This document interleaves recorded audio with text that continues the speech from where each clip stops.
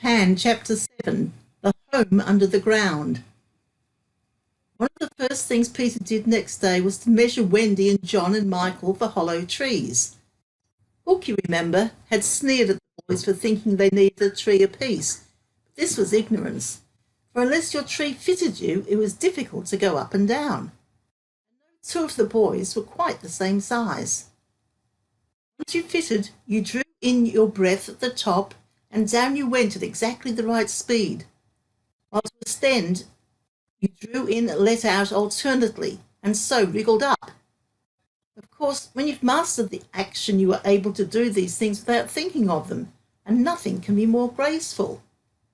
But you simply must fit, and Peter measures you for your tree as carefully as for a suit of clothes. The only difference being that the clothes are made to fit you, while you have to be made to fit the tree. Usually it's done quite easily, as by your wearing too many garments or too few, but if you're bumpy in awkward places, or the only available tree is an odd shape, Peter does some things to you, and after that you fit. Once you fit, great care must be taken to go on fitting, and this, as Wendy was to discover to her delight, keeps the whole family in perfect condition.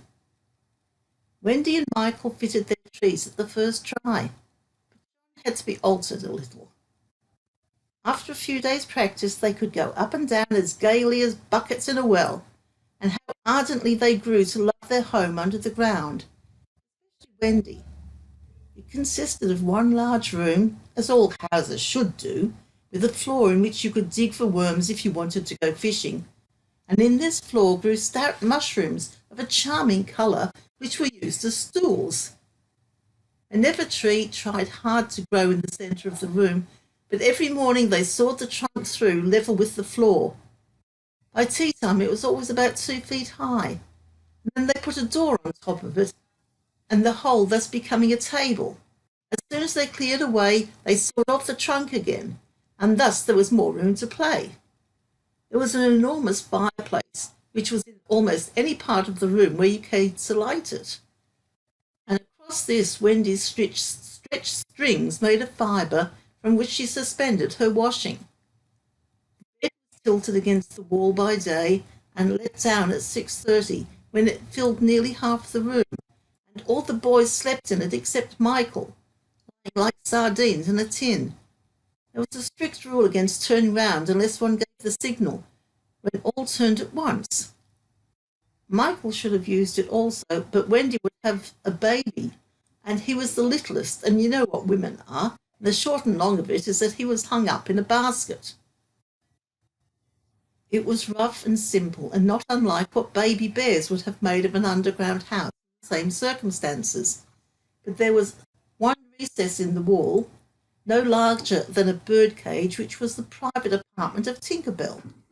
It could be shut off from the rest of the house by a tiny curtain, which Tink, who was most particular, always kept drawn when dressing or undressing. No woman, however large, could have had a more exquisite boudoir and bedroom chamber combined.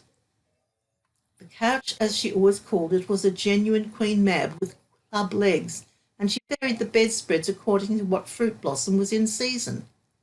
Her mirror was a Puss in Boots, of which there are now only 3 unchipped, known to fairy dealers. The washstand was pie crust and reversible.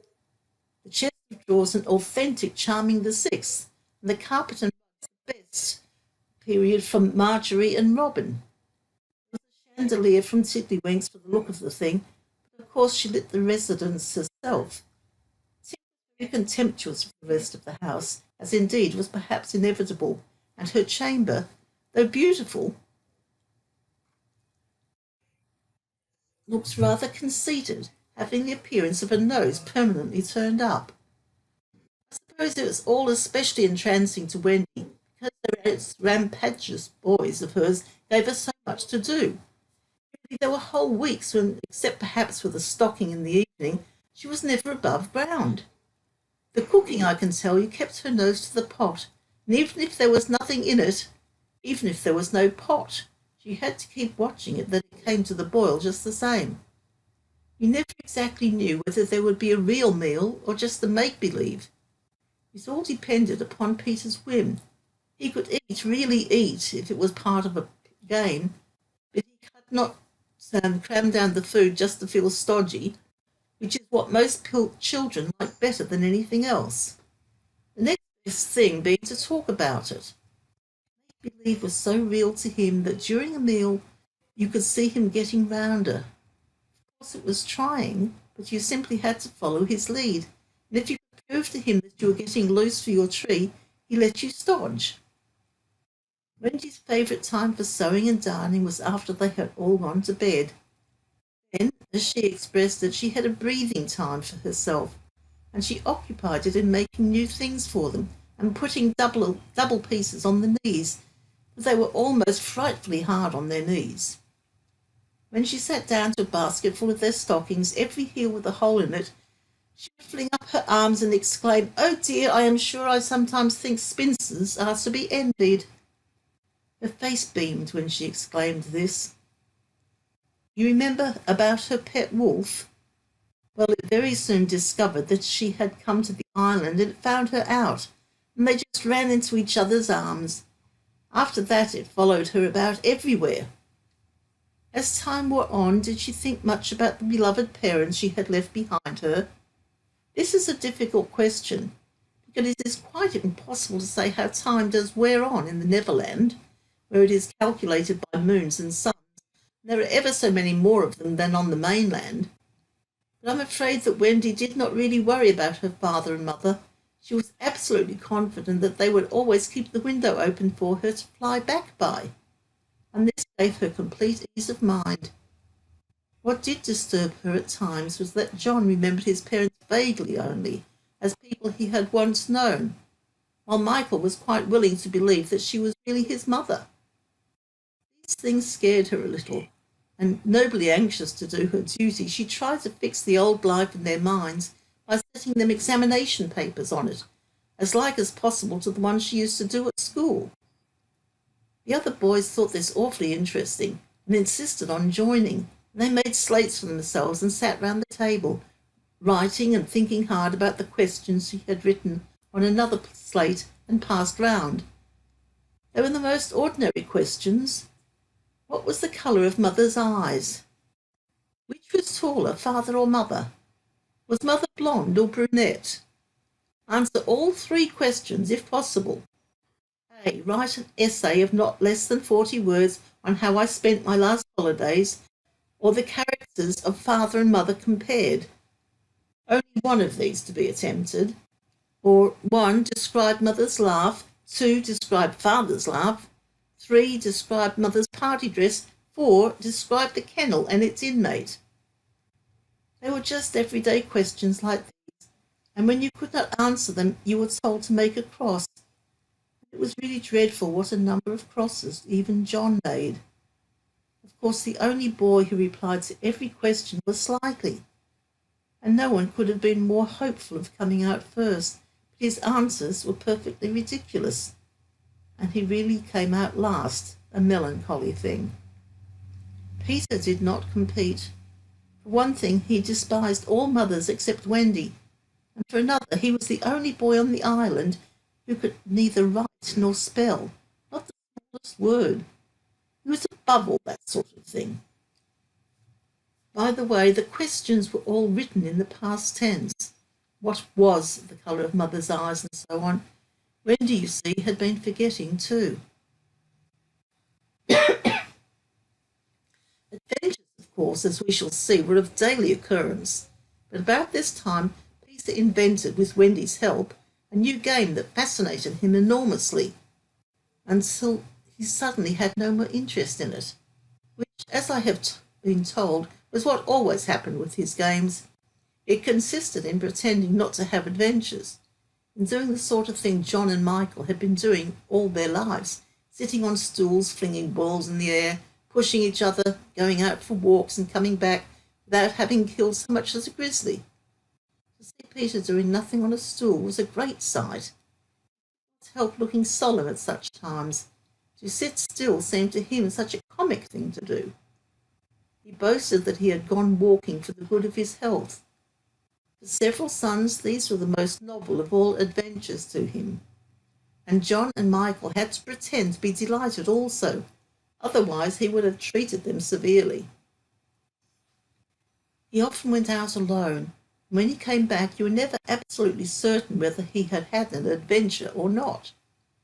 He might have forgotten it so completely that he said nothing about it.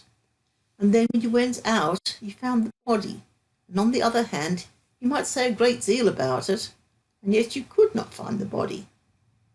Sometimes he came home with his head bandaged, and then Wendy cooed over him and bathed it in lukewarm water while he told a dazzling tale. But she was never quite sure, you know. There were, however, many adventures which she knew to be true, because she was in them herself. There were still more that were at least partly true, for the other boys were in them and said they were wholly true. To describe them all would require a book as large as an Latin-English dictionary, and the most we can do is to give one as a specimen of an average hour on the island. The difficulty is which one to choose. Should we take the brush with the Redskins at Slightly Gulch? It was a sanguinary affair, and especially interesting as showing one of Peter's peculiarities, which was that in the middle of a fight he would suddenly change sides. At the Gulch, when victory was still in the balance, sometimes leaning this way and sometimes that, he called out, "I'm Redskin today, what are you, Toodles?" And Toodles answered, "Redskin, what are you, Nibs?" And Nibs said, "Redskin, what are you, Twin?"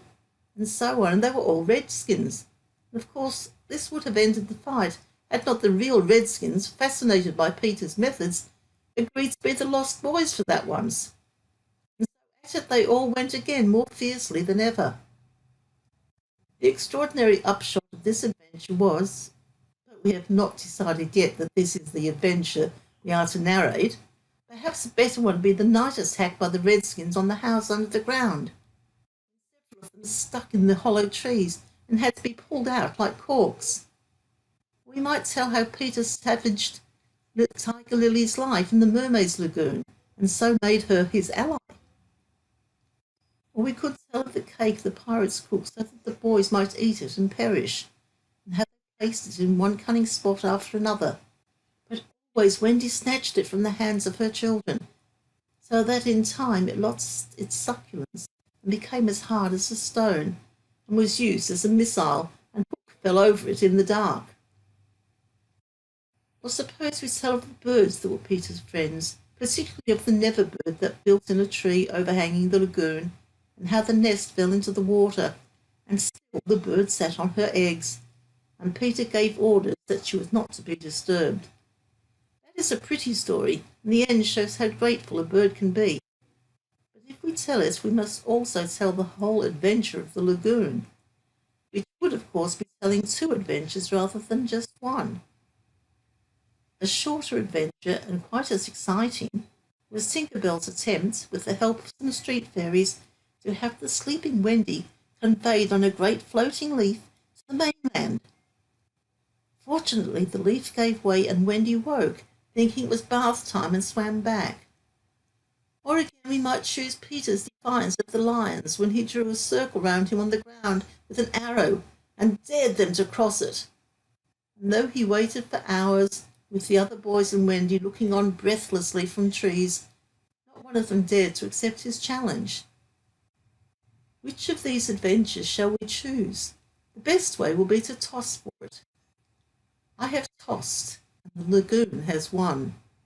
This almost makes one wish that the Gulch or the cake or Tink's leaf had won. Of course I could do it again and make it best out of three. However, perhaps it's fairest to stick to the lagoon.